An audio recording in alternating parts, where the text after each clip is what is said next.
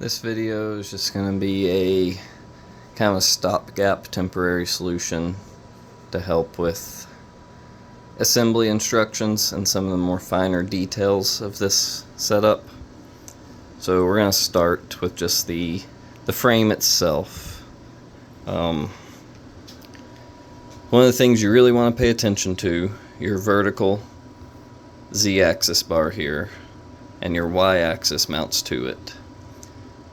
The Y-axis bar is bolted to this, and then on the ends it is free floating in here.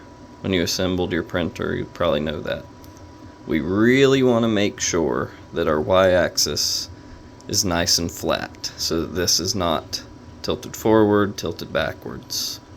So I use a square, checking that it's square with this bar, and when you tighten your blocks here to hold it to the end, that you're not pulling it up or down when you tighten these corner braces.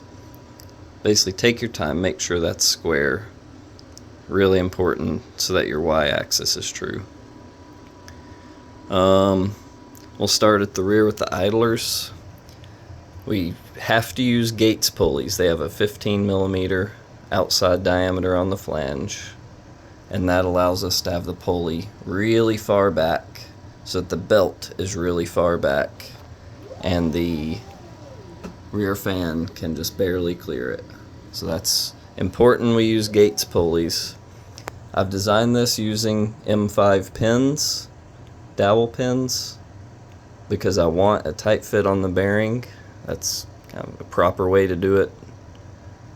You don't want to use an M5 screw to hold your bearing. That's not a tight fit on the inner race of the bearing. It's just not a proper way to mount a bearing. So for this, we're going to have a 1mm shim on the bottom, then a pulley, a 1mm shim in the middle, then the top pulley. You slide your 5mm pin down, and it's captured by the M3 screws on the top and bottom. So the hole goes all the way through for the pin, but then it's held captive by the M3 screw. Not the easiest to assemble, but it's not impossible either. Move on to the XY blocks, same thing. These are designed to use Gates pulleys, so the 15mm ID is important. Same deal, M5 pins. We're going to be sanding the pins to fit them into the pulleys. As far as the motor mounts go, you'll have your heat set insert on this rear facing side.